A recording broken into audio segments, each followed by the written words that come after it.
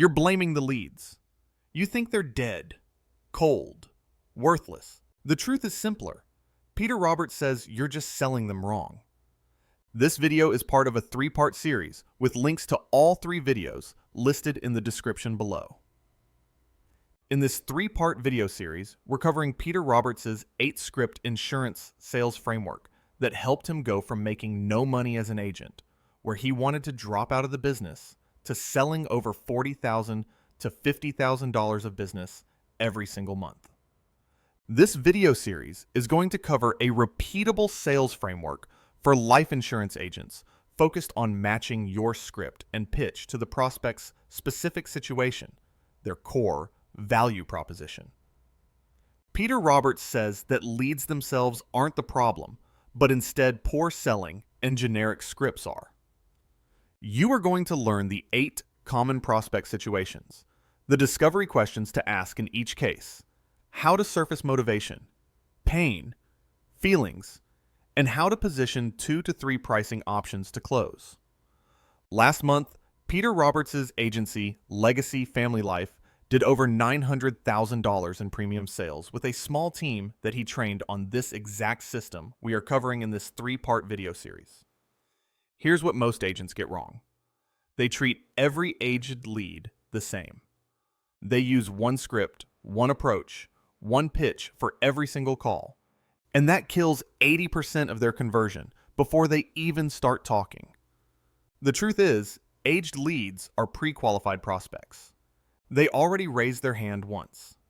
They already admitted they have a problem, but they need a specialized approach based on their specific situation. In this training, I'm going to teach you the 8 script sales framework that helped Peter Roberts go from making no money to closing deals consistently. You're going to learn how to diagnose the lead's true situation in the first 2 minutes of the call and adapt your script in real time. This framework will instantly quadruple your conversion rate on leads that other agents throw away. Here's what changes in every successful sales call: your discovery questions, your tonality, and how you pitch your options. Most agents never adapt any of these 3 components. They just read the same script over and over, wondering why nobody's buying. I'm going to walk you through all 8 situations you're going to run into with aged leads, and if you watch this training to the end, you will learn how to effectively implement these strategies. Section 1. The foundation. Pain versus feel good. Before we dive into the 8 situations, you need to understand the foundation that makes this entire framework work. Aged leads are not blank slates. This is the first mistake agents make. They think because someone inquired 6 or 12 months ago, they need to start the education process from scratch. Wrong. These people already know they need life insurance. They already understand the basics. What they need from you is something different than what they needed back then. Your job is to figure out what changed and adapt your approach to their current situation. Every insurance call you make falls into one of 2 motivational buckets. Understanding this divide is crucial because it determines everything about how you sell. The first bucket is pain avoidance. These clients are motivated by fear, by consequences, by avoiding a financial burden. They're thinking about what happens if they don't buy. Who gets stuck with the funeral costs? Who has to start a GoFundMe? Who has to knock on doors asking for money? This is a pain-driven sale, and it requires a fear-based tonality. The second bucket is feel good. These clients are motivated by legacy, by leaving a gift, by peace of mind. They're not worried about consequences.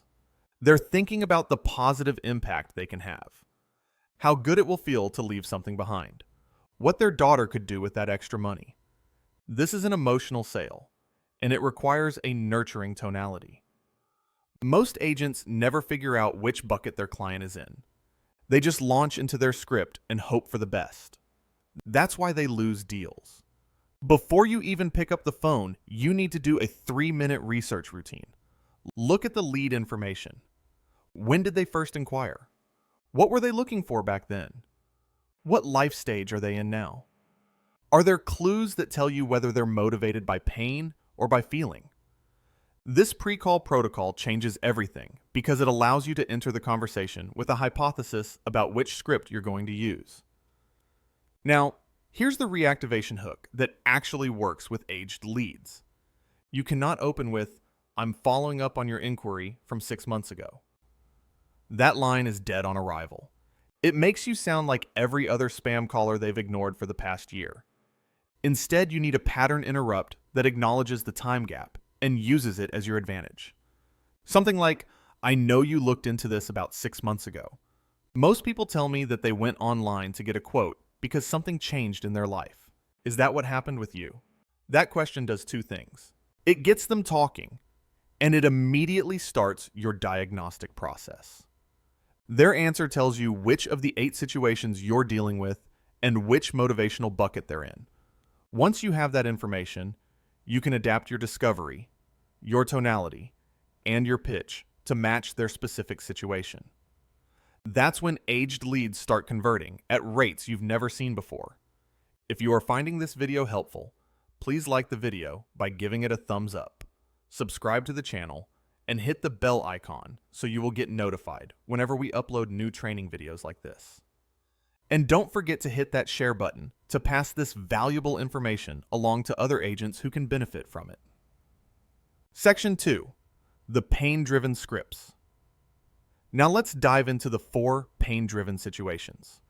These are the scripts where your client is motivated by avoiding consequences, by making sure their family doesn't get stuck with a financial burden. Your goal with these scripts is to help them experience the pain of their current situation. Not in a manipulative way, but in a way that makes the problem real enough that they take action. Situation 1. No coverage. Burial expense. Focus. This is the easiest value proposition to sell because the pain is immediate and obvious. Ms. Carson has no life insurance. She's calling in to cover her burial expenses. Someone's going to be stuck with those costs if she doesn't get this handled. Here's how the discovery works for this situation. Your first question is simple. Kind of fill me in, Ms. Carson. What had you motivated to start looking around for some life insurance? Now she might give you a vague answer. Well, I'm just getting older. That doesn't tell you anything useful. You need a clear goal. So you follow up. Help me understand. What is the goal of the life insurance? What specifically do you want to make sure gets taken care of? That's when she opens up. I want to cover my burial expenses. I don't want my daughter stuck with that bill. Perfect. Now you know the goal. The second part of your discovery is all about finding the clear pain. This is the crucial pain question that changes everything. Got it. So Ms. Carson, since you don't have any coverage in place, God forbid if you passed away tomorrow, who would it be that'd be responsible for paying for your burial expenses? This is what I call putting the target on someone's back. You're making her think about what happens to her daughter. People don't buy life insurance for themselves. They buy it for someone else. She's going to give you a name. It's going to fall on my niece, Angela. Now here's where the script branches based on her answer to your next question. Oh no. So it's going to fall on your niece, Angela. And would your niece, Angela, be in a position where she could come out of pocket for your funeral expenses? If she says no, you're in the clear pain path. Okay, wow. So Ms. Carson, God forbid, it sounds like Angela wouldn't be in that position. I mean, if you didn't get that life insurance in place, what would Angela have to do? And now she's going to paint the picture for you. She'd have to start a GoFundMe. She'd have to knock on doors. She's got 4 kids of her own, and she can barely put food on the table. That's the pain you need. That's what you're going to use in your close. But what if she says yes? What if Angela could pay for it? Then you ask the yes question. Oh, wow, so Angela would be able to pay for everything. She's got a great job. I mean, if Angela could take care of all your burial expenses, I guess between you and me, why not just let her take care of it? This question gets her out of her own way. She's going to sell herself on why she needs the policy, even though her niece could technically pay. Well, it's not her responsibility. I don't want to put that on my niece. She's got her own family to worry about. Perfect. Now you have the pain even in the yes scenario. Sometimes you're going to get "I don't know" as an answer. That means she's avoiding the problem. Your job is to dive deeper with a concerned tonality. Well, Ms. Carson, if you really thought about it and you passed away tomorrow, what would your niece actually have to do? You have to help them experience the pain. That's the only way they buy. After you've gotten all this information, you do the power recap. This is where you summarize all the problems, all the pain, to make her realize how bad her situation is. So it sounds like to me, as an aunt, if you don't get this life insurance in place, your niece, she's going to have to start a GoFundMe. She's got a family of 4 of her own, and you don't want to put this massive burden onto her because she doesn't have the money. And you want to make sure at the end of the day, she's never stuck with your funeral arrangements. Is that about right? She's going to say yes. And now you're ready to pitch your options.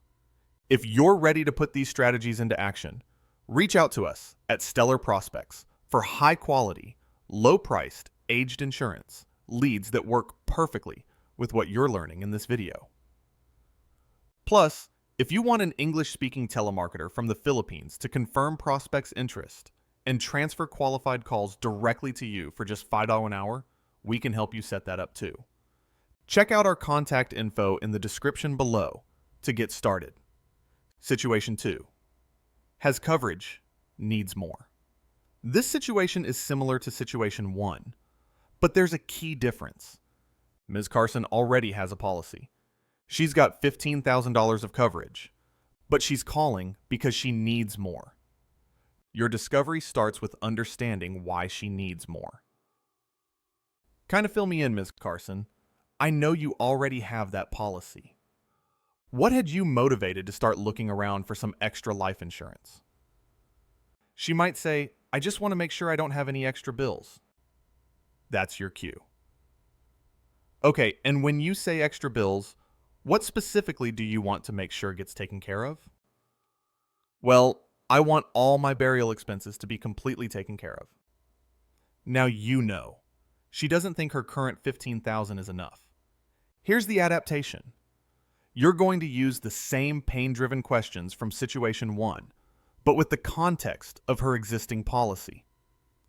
Got it. So, Ms. Carson, God forbid if you passed away tomorrow and you did not have enough life insurance to cover all your funeral expenses. Who would it be that would be responsible for paying for your burial expenses? It would be my daughter Maria. Oh my gosh, your daughter Maria. And would your daughter Maria be in a position where she could come out of pocket for the difference? You follow the same yes or no path. If she says no, you ask what Maria would have to do. If she says yes, you ask why not just let Maria pay for it. The key difference in this situation is your power recap and your close. You're not selling the total coverage. You're selling the additional coverage needed. So it sounds like to me, you already have the $20,000, but that's not going to cover the full cost for your daughter Maria. What would she have to do then? She doesn't have the money. She would have to start a GoFundMe. She would have to knock on doors. And you want to make sure that when that time comes, everything is completely covered now and into the next 10, 20 years down the road. Is that about right? When you pitch your options, you're positioning them as the additional coverage that closes the gap. Situation 3. The term policy trap. This is one of the trickier situations. Ms. Carson has a term life insurance policy. Maybe it's $100,000 of coverage. And you're trying to sell her $20,000 of whole life. This is hard. But here's the script that makes it work. Your discovery goal is to get her to admit she wants a policy that will not expire. Kind of fill me in, Ms. Carson. I know you already have that term policy for $100,000. What motivated you to start looking around for some other life insurance now? She might say, well, my term policy might be expiring in a bit, and I want to make sure I got something for my funeral expenses. Perfect. Now, you dive deeper. And what are you most concerned about with your current policy? Well, it's going to expire. And what are you most concerned about with that expiring policy? I'm going to lose that coverage. Now you ask the key question. And why is it so important for you to find a policy that will not expire or will not go up in prices on you? Well, I want to make sure that I have something that's locked in for life. Now she's selling herself on the value of whole life insurance. You're not pushing it on her. She's telling you that's what she wants. The pain section follows the same pattern. Now, Ms. Carson, God forbid, when your term policy expires, who would it be that'd be responsible for paying for your burial expenses? You follow the same yes or no path. The key is reframing the expiring term policy as a time bomb that will leave her family exposed. It's the same pain as having no coverage at all. When you pitch your options, you're positioning your whole life policy as the solution that's locked in for life, which is exactly what she told you she wanted. Situation 4. The 2-year waiting period. This situation is unique because Ms. Carson already values insurance. She already bought a policy. The problem is, she bought a bad one. She has a 2-year waiting period policy. If she dies in the next 2 years, her family gets nothing. Your discovery is straightforward. You want to use the waiting period as the immediate pain point. Kind of fill me in, Ms. Carson. I know you have that 2-year waiting period with blank company. What motivated you to start looking around for some other life insurance now? Well, I don't want one of these policies where I have to wait 2 years. Good. She already knows the problem. Now, you make the pain real. Now, Ms. Carson, God forbid, if something happened to you tomorrow, and you have that 2-year waiting period, who would be responsible for paying for your burial expenses? It'd be my daughter Olivia. Oh wow, your daughter Olivia. And would your daughter Olivia be in a position to come out of pocket for $10,000 to $15,000 for your burial expenses? Probably not. Oh my gosh, what would that look like for your daughter? What would she have to do? She's going to have to start a GoFundMe and raise money, and it's going to be terrible. Now you ask the value question. So let's say we could find you a policy, Ms. Carson, that doesn't have one of those 2-year waiting periods. What would that do for you? Oh man, it would make me sleep better at night. Your power recap is simple. So it sounds like to me, as a mother, if you don't get this policy in place, your daughter Olivia is going to have to raise money. She's going to have to start one of those GoFundMes. But it sounds like you just want to make sure that when that time comes, you have a policy that's in place that will actually pay out so that no matter what, your daughter Olivia is never stuck in a financial position to ever have to pay for your funeral. Is that about right? When you close, you're positioning your immediate coverage policy as the only ethical solution to her current problem. The policy she has isn't a solution at all. Section 3. The feel-good and logic scripts. Now let's shift gears. We've covered the 4 pain-driven situations where your client is motivated by avoiding consequences. But not every aged lead is motivated by pain. Some are motivated by positive feelings, by legacy, by the emotional reward of leaving something behind. These situations require a completely different approach. Your tonality changes, your questions change, and how you pitch your options changes. The feel-good scripts focus on how the policy will make them feel, what it will do for their family, and the positive impact they can create. You're not talking about GoFundMes and financial burdens. You're talking about gifts and legacies and peace of mind. Let me walk you through these situations so you understand exactly how to adapt. Situation 5. No coverage. Leave a gift.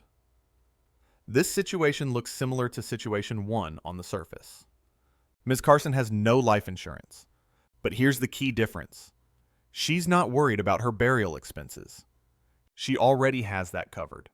She just wants to leave an I love you gift behind to her daughter. This is not a pain sale. This is pure feel good. Your discovery starts the same way. Kind of fill me in, Ms. Carson. What had you motivated to start looking around for some life insurance? She might say, I just want to leave an extra gift behind for my daughter. Perfect, now you confirm the goal. Okay, gotcha. So, it sounds like to me, you just want to make sure at the end of the day that you are going to leave this extra I love you gift to your daughter. Is that about right? She's going to say yes. Now your questions shift from consequence to feeling. You're not asking who's going to be stuck with the bill. You're asking how this gift will make her feel. First, you probe lightly to make sure burial expenses aren't a concern.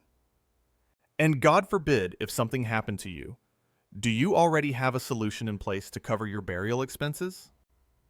If she says yes, you dive into the feel-good questions.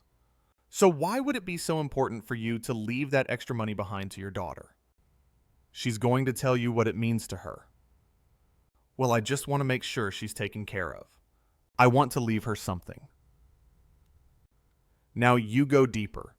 And how would that make you feel, knowing that you could leave an extra gift behind to your daughter? Man, it's going to make me feel so much better. It's going to make me sleep good at night. That's the feeling you need. That's what you're going to use in your close. Third question. And what do you think your daughter would do with this extra gift? She'd probably set up a little college fund for her kids. Maybe use it for a down payment on a house. Now you have everything you need. You know the goal.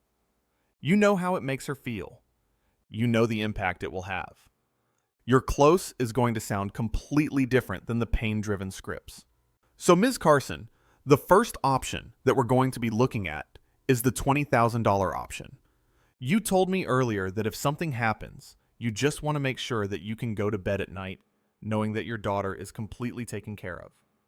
You told me that it's so important for you as a mother. It's so crucial for you to get something in place to make sure that your daughter has some type of gift. And it would make you feel like you're doing your duty as a mom and that you're doing everything you can for your daughter. You told me that $20,000 would make sure that she's setting up a little bit of a college fund for her kids and ultimately leaving a little legacy for your family. And it would make you just feel incredible. This $20,000 option, if we can get you approved, is going to be $71 per month. You see how different that is? You're weaving her emotional responses into the pitch. You're selling the feeling, not the fear. With that in mind, none of this is going to do you any good unless you integrate into your sales process the following elements that we cover in the next video in this 3-part series, which are the exact has coverage, leave extra gift, discovery sequence you can use to skip pain questions, and sell purely on legacy, straight scripts, and word-for-word phrasing. How to present additional coverage options that turn an existing policy into a legacy builder, specific dollar amounts, monthly prices, and the emotional power recap you must use. A simple 3-option pricing framework for add-on coverage that makes the middle option an automatic yes, with sample language to say the moment they hesitate. Logical, no-nonsense scripts for rate shopping leads so you don't waste time. When to switch to a savings close versus when to walk away. The exact wording and tonality to move an I don't know or avoidance lead into either a pain or feel-good pathway without sounding pushy. Proven follow-up sequences and exact texts and call scripts 3-touch cadence to convert the stragglers who say, I need to think about it. How to craft power recaps for add-on and legacy scenarios so the price feels like the obvious, affordable solution. Examples of closes for legacy clients. Additional $20,000, $35,000 and $50,000 options with the exact phrases that consistently convert. So, to get all these things, Click the video appearing on the screen right now to watch the next training, and I'll see you there. It's the video that you should see somewhere on your screen, so click on it now and I will see you in a moment.